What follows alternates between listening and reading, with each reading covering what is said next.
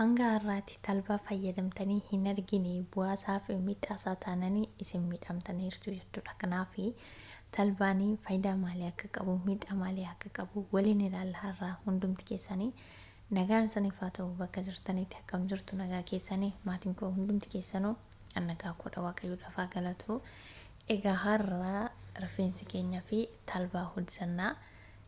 Talbaanii rifeensa keenyaaf akka fayyadu hundumti keessanuu ni beektu. Kanaaf akkaataa itti hojjennu walumaan ilaalla.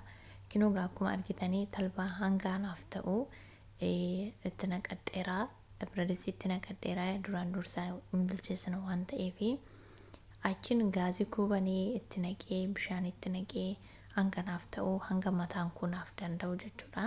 Isinis madaaltanii mataan keessan yoo haphite xiqqeessitanii itti nattu, yommuu yabbuu taate guddistanii itti baay'istanii itti nattu jechuudha. Egaa akkuma argaa jirtanii ana amma naaf ta'a jedhee hamma yaadu itti naqadheera. Egaa bilchaachaa jira. Kinoo akkuma argitanii danfeera amma gara bilchaachuutti dhiyaatee jira. Amma inni bilchaatutti hin sochoofne jechuudha. Maaliif yoo sochoosuu baanne harka keenya irraa fudhannee nu jalaa hirrabee gadi nama waan ta'eef biraa fagaachuu hin qabnu, bukkeedhuma dhaabannee sosochoosuu qabna jechuudha. Yookiiniif immoo qodaa baay'ee guddaa ta'etti irra kaa'uu qabna jechuudha. Yoo ta'eedhaaf biizii taanii nutti hin mijatu bira dhaabbachuun yoo ta'e akka hirrabee nu jalaa gadi namne jechuudha. Innaa akkuma argitan gaa bilchaatee irraa gadi fuudheetii qorrisiisee amma garuu dibachuudhaaf hin jira jechuudha. Akkuma argitanii kinoo dibachuudhaaf rifeensa kullee filadhee qophaa'ee jira. Egaa kinoo isinitti agarsiisa gaafa lafa taa'ee qorree jedhu kun akkana fakkaata jechuudha. Baay'ee tokko furdaadha, baay'ee tokko namatti tola. Ani garuu ibidda baay'ee waan an tursiisee fi baay'ee achirratti furdatee waan ba'ee fi lafa yeroodhuma xiqqoon tursiisee kanaaf dafee naaf furdate jechuudha. Garuu yoo daftanii abiddarraa baastan taate sirriitti otoo hin furdatin yoo baastan taate sirriitti hin furdatu. Gaafa isin dibattan illee bishaan isaa isin keessa gadi yaa'a. Kanaaf sirriitti bilcheessuun gaariidha. Egaa akkuma argitanii rifeensa keenya hadda qoqqoonnee itti dibannaa jechuudha. Hundee isaas lafa isaas sirriitti itti dibnee maasaaj goonaa.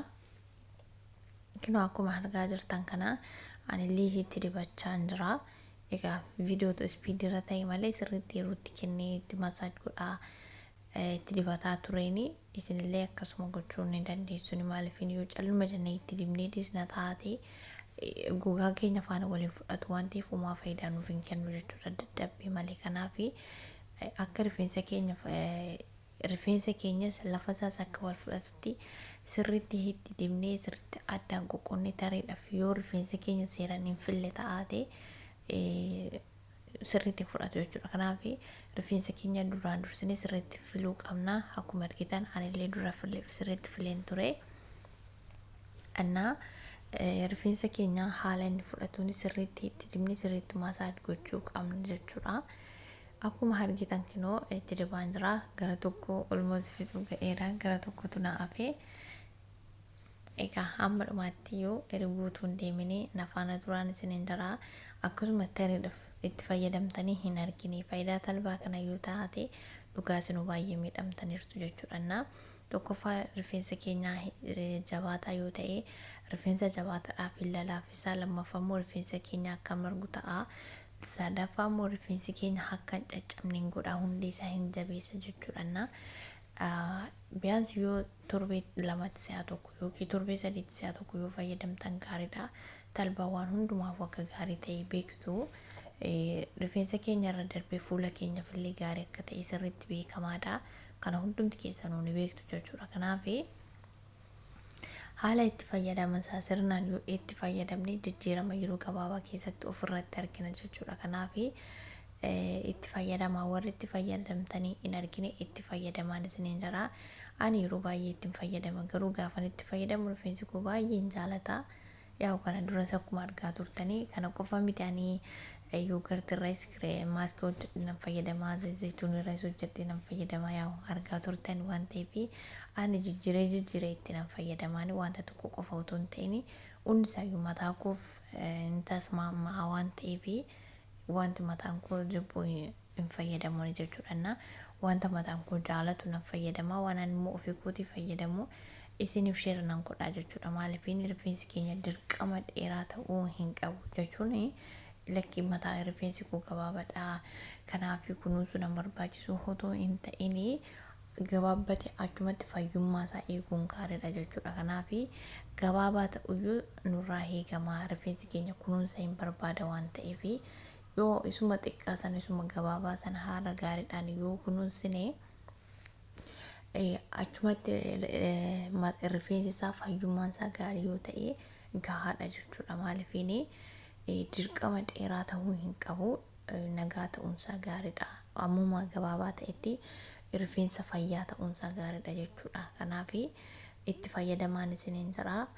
Egaa akkuma argitanii hamma kinoo hani dibadheeti sirriitti masaaj godheeti hamma kana barbaachisu amma laastikiidhaan hidhaa jechuudha. Laastikiidhaan hidhee irraan shaashii hidhee nan tursiisa jechuudha. Sa'aatii murtaa'e biyyan sa'aatii 2 ol nan tursiisa ani. Isinis yoo isinii danda'ame sa'aatii 1 ol yoo tursiiftan gaariidha.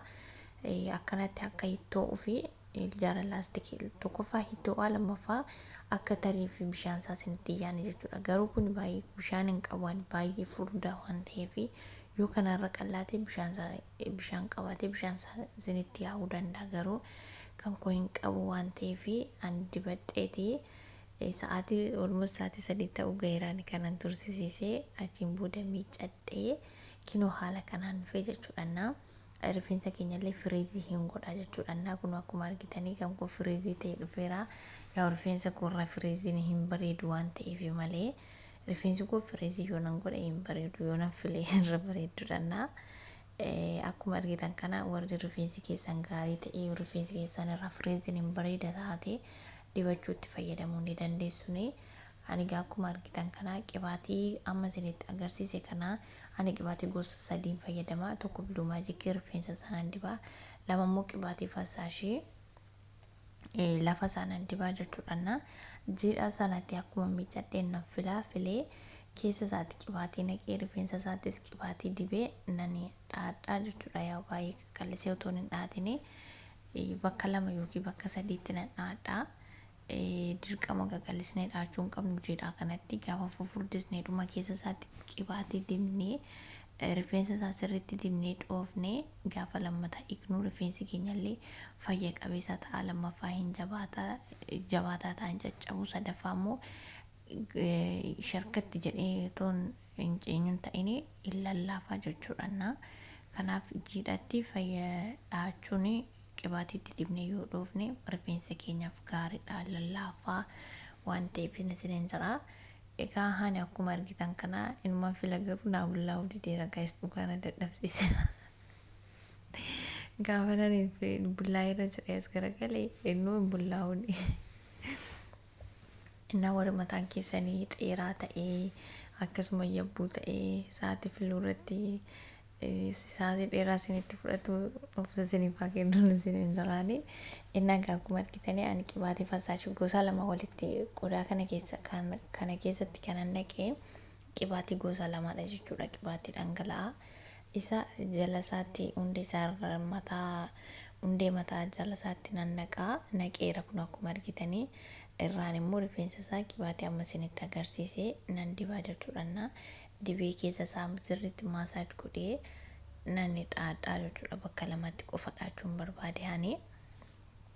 Egaa akkuma argitanii kinoodhaa gaafa kan ga'e ammas caafii isaatti sirriitti qibaatii nan dibaa jechuudha. Qibaatii biluu maajikii amma isinitti agarsiise kana nan dibaa. Isin yaa'u qibaatii isinitti mataan keessanii isinii jaalatu dibachuu dandeessu. Ani garuu kanan fayyadamu isa kanaadha.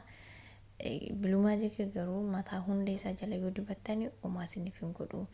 Yaani hin baqu mataadhaaf homaan godhu mataadhumatti qabatee ta'a malee garuu rifeensa isaa yoo dibdanii isinii akka lalaaffisu isinii godha waan ta'eef isin fayyada jechuudha. Innaa kun akkuma argitanii ana akkanatti naadhaa jechuudha. Yeroo hundumayyuu yeroon hiikkadhee yeroon miiccadhee jala isaatti qibaatii naqeenii kinoo akkanatti nani fayyadamaa jechuudha. Jala isaatti qibaatii naqee rifeensa isaatti immoo qibaatii ciqaa dibeen fayyadama jechuudha. Isinillee akkanatti fayyadamaan isin jedhaa waan ammaatiin afaan turtanii fi jalatoomaa eebbifamaa isin jedhaa sagalee goof immoo dhiifama qufaan naqabee eebbifamaanii.